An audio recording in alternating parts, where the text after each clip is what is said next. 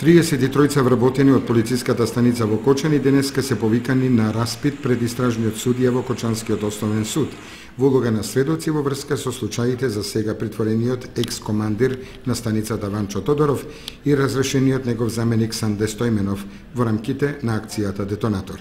Според портпаролот на Кочанскиот основен суд Сузана Милевска, меѓу повиканите нема осомничени. Планирано е распитот да заврши до крајот на работното време.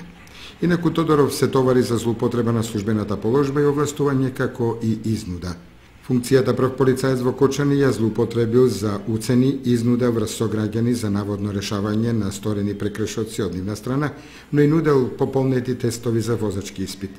Како доказ, при претрес во неговиот стан пронајдени се 17 готови тестови за полагање на возачки испит на име на различни лица, известно количество на муниција и оружје и полициски реквизити. Поради тоа, истражниот судија му изрече мерка притвор во траење од 30 дена. За второ осомничениот, разрешениот помошник командир Санде Стојменов не е изречена мерка притвор.